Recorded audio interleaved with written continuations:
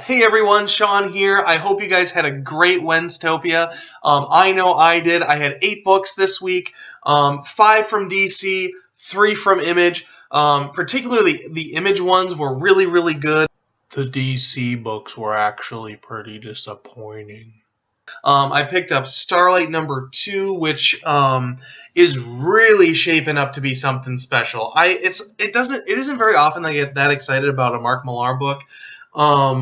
But this one just pops because you have this very sentimental idea of, Flash Gordon, but he's old and he's dealing with getting older and no one believes him and he has, memories of greatness, but now he's alone, he's on Earth, and it's all just kind of in the past. All of a sudden the past comes back and brings him back to the planet. I can't remember what it's called. Is it Tartarus? Possibly. It was something like that. And they're going to take him back to his the alien world that he saved years and years ago. And the thing that made issue 2 really sort of seal the deal for me is not only is Flash Gordon old, but this is a world that has gone through an industrial age, and it's not this beautiful classic sci-fi Alex Raymond world. It is a place that has been strip mined to pieces. And what an interesting idea. I can't wait for issue number 3. The next book I got from Image was Revival. Always a really great read. Some really interesting implications in this book about what's going to happen to Dana next after some of the events from, I want to say 4 or 5 issues ago. It's been a while since we've dealt with the Czech brothers. Their memory is back in this, and it's going to be really interesting to see how that plays out.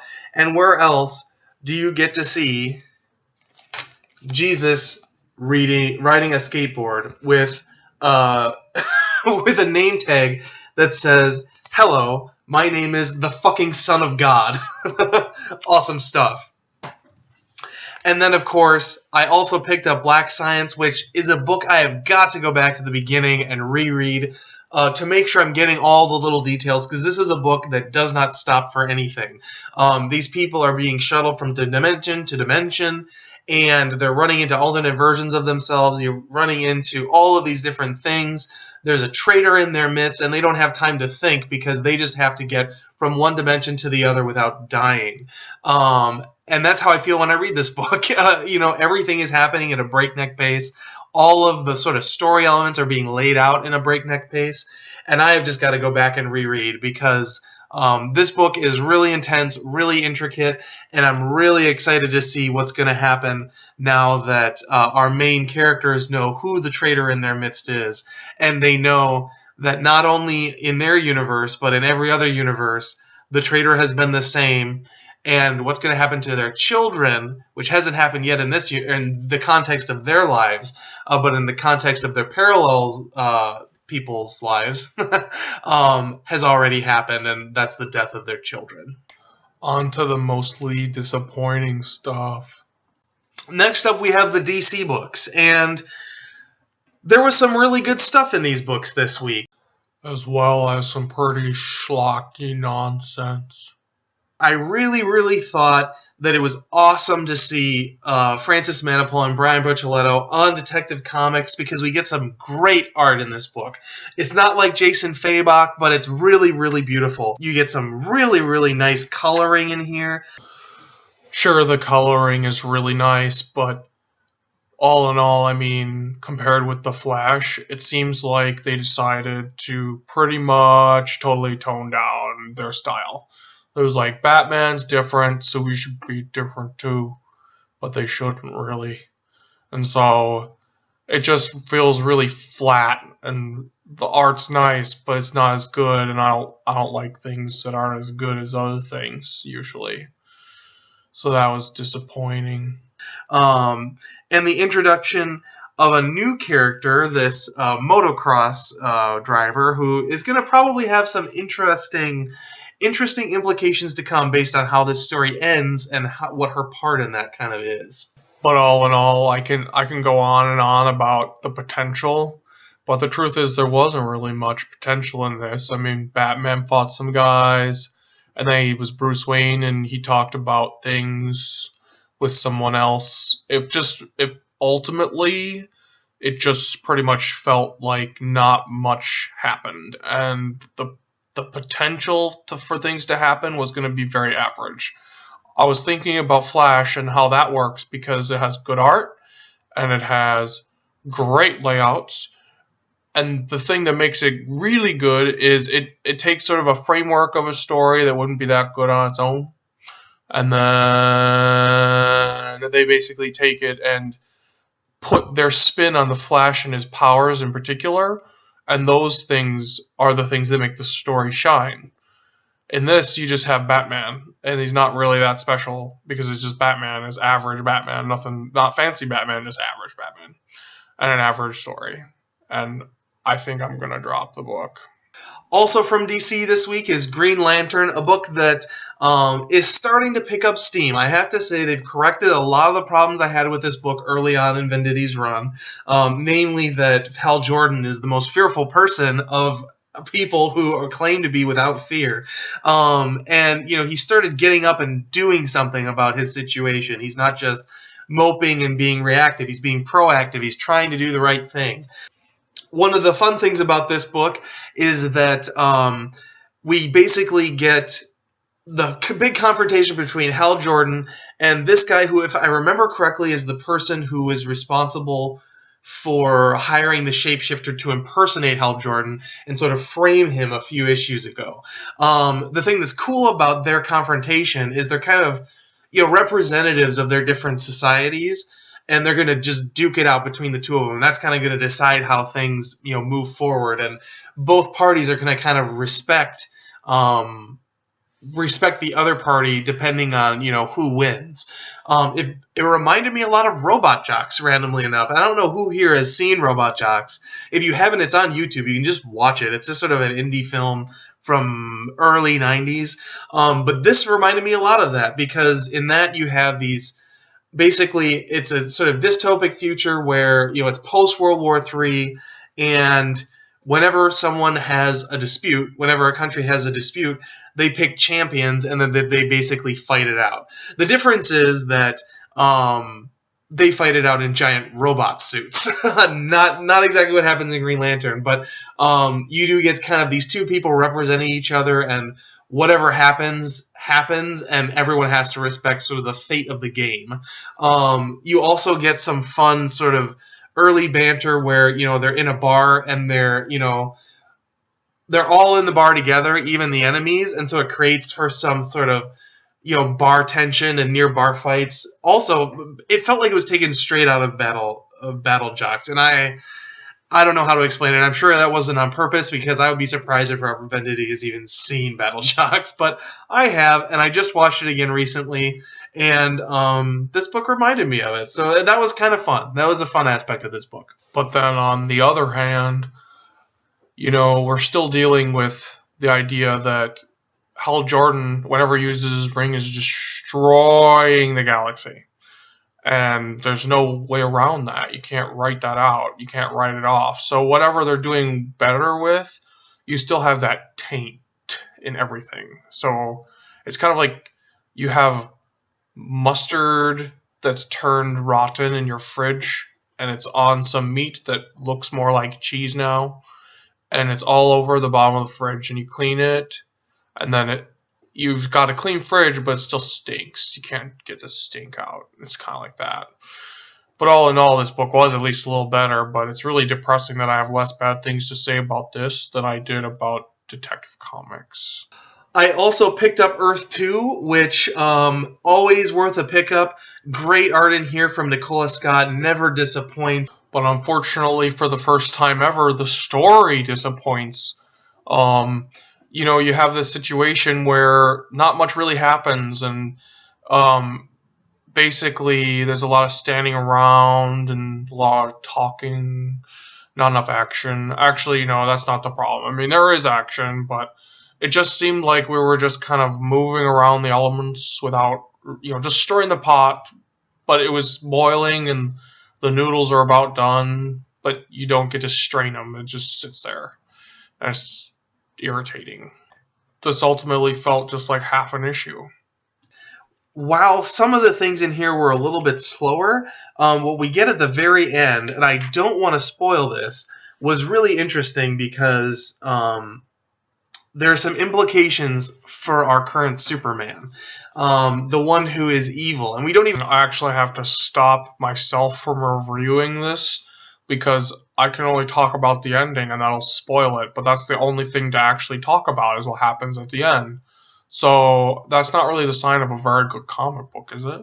Man, and what are the implications of that going to be? So really, really interesting here, how things kind of wrap up, and I'm curious to see what's going to happen next in number 23.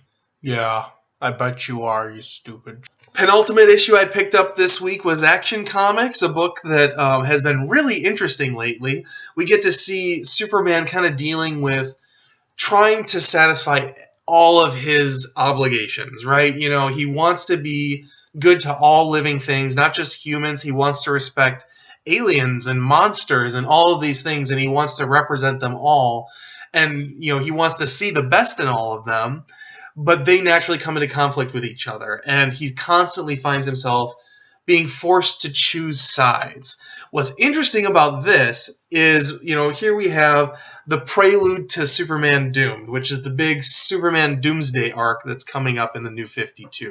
And the majorly disappointing aspect of this book, because, you know, it would have been great for DC to let Superman just ride. They've got all these new creative teams coming on, doing things that are like Superman-like and not like dumb and schlocky stuff like Superman turning into a robot being or something, or whatever they've done. I don't even read them, so I don't know.